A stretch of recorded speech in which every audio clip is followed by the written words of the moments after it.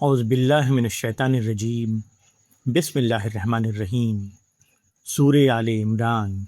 ترجمہ اور تفسیر، آیت نمبر 7 سے آیت نمبر 9 تک۔ ان آیات میں اللہ تبارک و تعالیٰ نے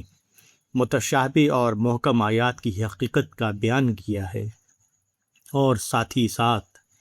ہدایت اور ثابت قدمی کے لیے ایک بہت بہترین دعا سکھائی ہے۔ هو الذی انزل علیک الکتاب منہ آیات محکمات ہن ام الکتاب واخر متشابہات فاما الذین فی قلوبہم زیغ فیتبعون ما تشابہ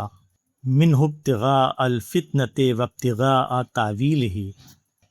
وما یعلم تاویلہ الا اللہ والراسخون فی العلم یقولون آمنا بہ کل من عند ربنا وما یذکر الا اولو الالباب ربنا لا تزغ قلوبنا بعد اذ ہدیتنا وہب لنا من لدنک رحمۃ انک انت الوہاب ربنا انک جامع الناس لیوم لا ریب فیہ ان اللہ لا یخلف المیعاد۔ سورہ آل عمران کے ان آیتوں کا ترجمہ ہے: وہی ہے جس نے تمہارے اوپر کتاب اتاری، اس میں بعض آیتیں محکم ہیں، وہ کتاب کی اصل ہیں، اور دوسری آیتیں متشابہ ہیں۔ پس جن کے دلوں میں ٹیڑھ ہے وہ متشابہ آیتوں کے پیچھے پڑ جاتے ہیں فتنے کی تلاش میں اور اس کے مطلب کی تلاش میں، حالانکہ ان کا مطلب اللہ کے سوا کوئی نہیں جانتا۔ اور جو لوگ پختہ علم والے ہیں وہ کہتے ہیں کہ ہم ان پر ایمان لائے، سب ہمارے رب کی طرف سے ہے، اور نصیحت وہی لوگ قبول کرتے ہیں جو عقل والے ہیں۔ اے ہمارے رب، ہمارے دلوں کو نہ پھیر جبکہ تو ہم کو ہدایت دے چکا، اور ہم کو اپنے پاس سے رحمت دے، بے شک تو ہی سب کچھ دینے والا ہے۔ اے ہمارے رب، تو جمع کرنے والا ہے لوگوں کو ایک دن جس میں کوئی شبہ نہیں، بے شک اللہ وعدے کے خلاف نہیں کرتا۔ سورہ آل عمران کے ان آیتوں کی تفسیر ہے: قرآن میں دو طرح کے مضامین ہیں، ایک وہ جو انسان کی معلوم دنیا سے متعلق ہیں، مثلاً تاریخی واقعات، کائناتی نشانیاں، دنیاوی زندگی کے احکام وغیرہ۔ دوسرے وہ جن کا تعلق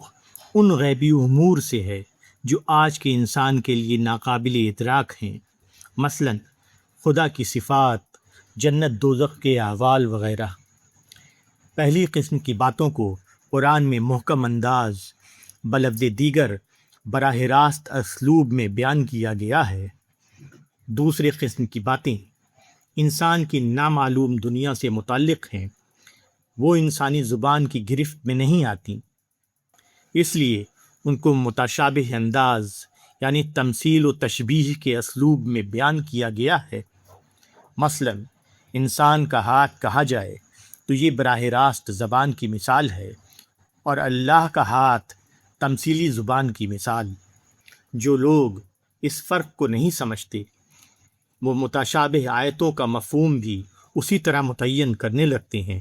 جس طرح محکم آیتوں کا مفہوم متعین کیا جاتا ہے۔ یہ اپنی فطری دائرے سے باہر نکلنے کی کوشش ہے۔ اس قسم کی کوشش کا انجام اس کے سوا اور کچھ نہیں کہ آدمی ہمیشہ بھٹکتا رہے اور کبھی منزل پر نہ پہنچے، کیونکہ انسان کے ہاتھ کو متعین طور پر سمجھا جا سکتا ہے، مگر خدا کے ہاتھ کو موجودہ عقل کے ساتھ متعین طور پر سمجھنا ممکن نہیں۔ متشابہات کے سلسلے میں صحیح علمی اور عقلی موقف یہ ہے کہ آدمی اپنی محدودیت کا اعتراف کرے، جن باتوں کو وہ متعین صورت میں اپنے حواس کے گرفت میں نہیں لا سکتا ان کے مجمل تصور پر قناعت کرے۔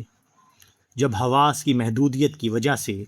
انسان کے لیے ان حقائق کا کلی احاطہ ممکن نہیں، تو حقیقت پسندی یہ ہے کہ ان امور میں تعینات کی بحث نہ چھیڑی جائیں، اس کے بجائے